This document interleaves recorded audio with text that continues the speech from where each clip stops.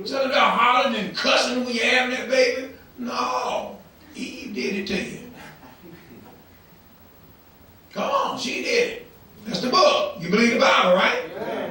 And look what else the Bible says. And thy desire shall be to thy husband, and he shall rule over you. God's going to put some authority on your head. What you going to do with that? Cuss God? Cuss at God.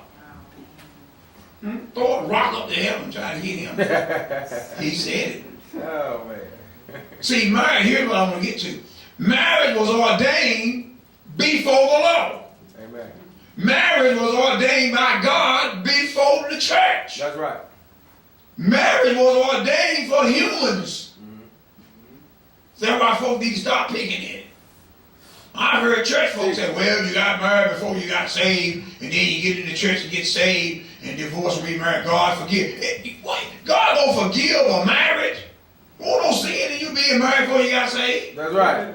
So, hey, no, that's crazy. No, that's your spin trying to get out of it. I can't help your wife weigh 10 pounds when you're married, that's your 600, that's yours. What? Huh? I can't help it. Nobody can help that. Your husband weighed 125 pounds, now he's 450, the gut hanging to his knees. He yours. You can't divorce him because he's fat. That's right. He's just your fat husband. Amen. She's just your fat wife. Amen. Put her in the gym. Amen.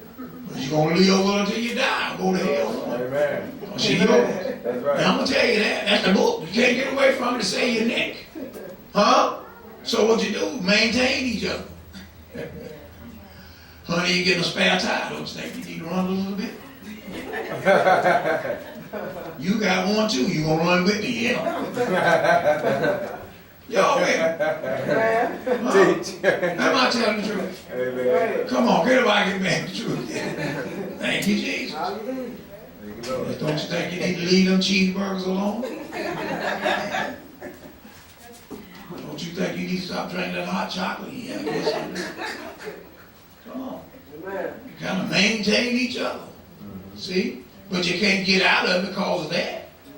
He said your desire shall be to your husband, he shall rule over you. So now, at the outset, now let's go to Matthew. At the outset, we see where marriage came from. Marriage was instituted by God in the Garden of Eden.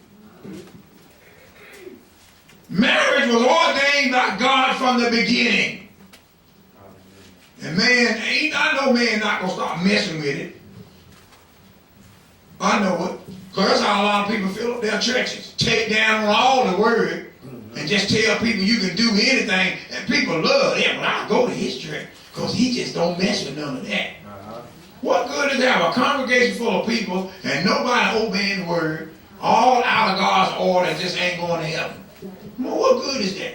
It's better to tell the truth. Amen. And you just can't be bouncing around out of marriage. Now, if you say I do, you're through. Divorce don't separate marriage. Death do. Hallelujah. Death breaks it. That's right. Or the cause of fornication. We'll cover all of that. Oh yes. Jesus gave one out, save for the cause of fornication. Now I'll explain to you. He didn't say adultery. Now you got these lying preachers saying, well, the husband cheat on the wife, she can divorce him. But right. the wife cheat on the husband. That's not God. That's right. Amen. He didn't say you get to put her away for adultery. That's right. Oh no. He said fornication.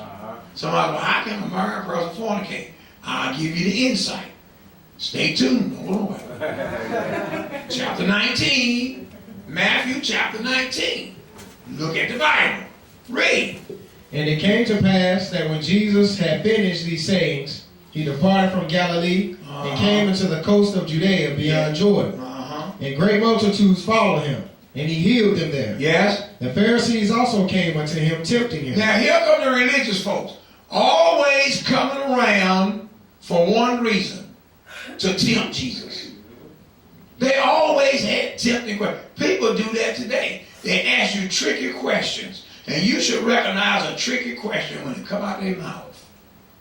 And avoid it. The Bible said foolish and unlearned questions avoid. If they stupid question, just avoid them. Because you'll never give an answer that'll be satisfactory. Never. Read, tempting him and saying unto him, is it lawful for a man to put away his wife for every cause? Now look what he said. Now they came to Jesus tempting him. They knew what the law said. They knew very well what the law said. And a lot of times people ask you a question, they already got the answer. They just want to trick you. So they can go back and say, well, Jonathan said it.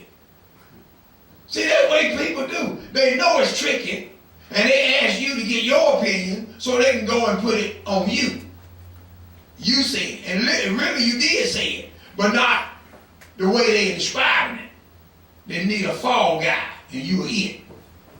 Tempting him saying, is the lawful man put away for your cause? And look what he answered. And he answered and said unto them, have you not read that he which made them at the what? Beginning. Made what? Them male and female.